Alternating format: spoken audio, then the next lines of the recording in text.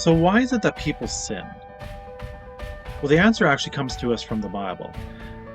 And it's because we don't have an abhorrence for sin. We don't hate it the way we're supposed to. The Bible tells us we're supposed to have a fear of the Lord. And the fear of the Lord is to hate evil. That's what the Bible tells us. And we don't hate evil the way we should. And that's why sin doesn't seem so sinful to us. And often people keep on committing it.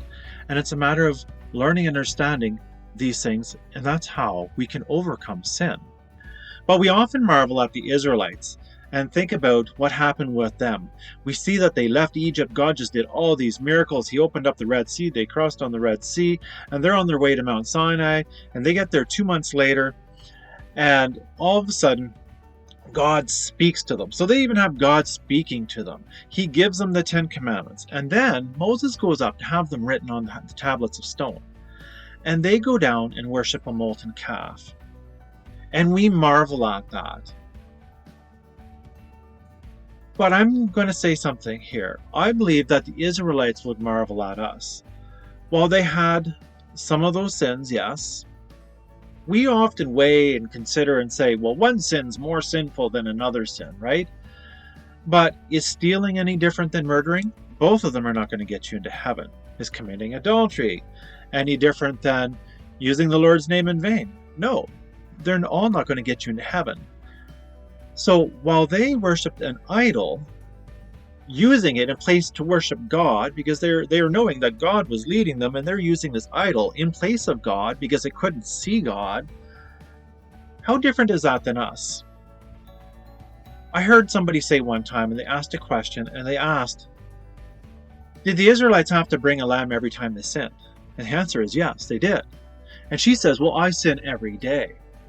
And we need to think of this. We do not have in our minds the horror, let's just say the horror of what sin is. Sin is not horrific to us. We're so desensitized, especially today.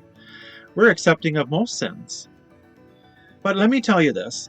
If we, as a people, understood sin the way they did, we would sin much less.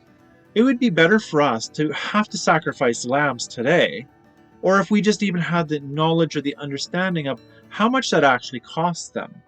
The Israelites did not sin every day.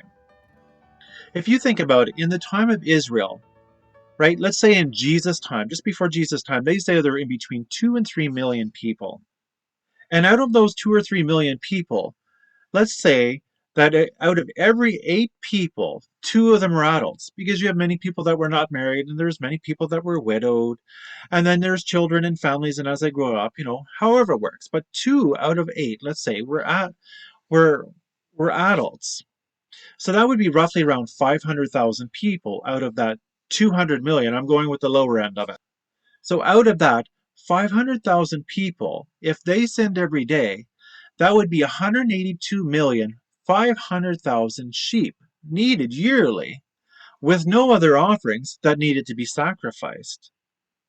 That's huge. They didn't have that many sheep. We know that. And the more interesting thing about it is those sheep that needed to be sacrificed needed to be perfect. So it wasn't just your cheap utility grade sheep.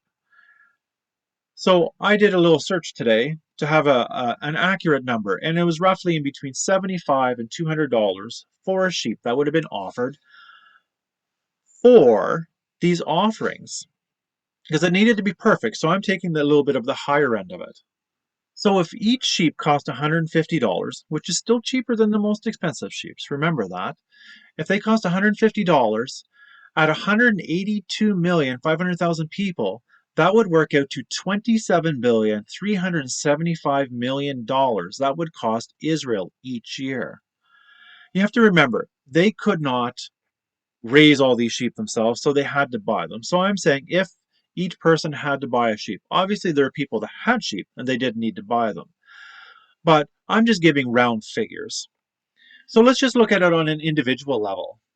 If you by yourself sinned every day, and this is not counting multiple times a day. So if you sinned every day, that's 365 sheep that you would need each year. At $150 per sheep, that's $54,750 that it would cost you for your sin. You'd think a whole lot more about what you were doing before you'd actually sin if it cost you that much. And if you're married, say you have it's a husband and wife, that's 720 sheep a year that are needed. That's $109,500 every year that it would cost. If you're struggling with sin, you need to take it to God. Each time sin comes before you, the Bible says there's no temptation taken you, but such as is common to man. And God is willing and will not suffer you to be tempted above that you're able, and will always make a way of escape. God is always there. There's no need to sin. But I do understand a righteous man falleth 7 times. There's a perfection being made here. Jesus came to this earth to teach people that they can live without sin. But it's a matter of fully understanding what sin is. And that's why the schoolmaster in Galatians says it brings us to Christ. So when we fully understand what sin is, then we're no longer under the schoolmaster because we've learned what sin is and what it does and how sinful it is. And that's when we start accepting the new covenant. And then God can really work with us, work through us, and we can overcome sin. It's my prayer that you'll take these things and think about it. The ribbon in blue in the Bible, the Israelites wore it around the hem of their garments. So that way, when they're hanging their head in shame or contemplating sin or whatever, they could look at it and remember that God was there and they could go to God. The idea was to go to God first before they sinned. That's what the Bible tells us. They could remember it and remember that God was there to help them overcome all temptations.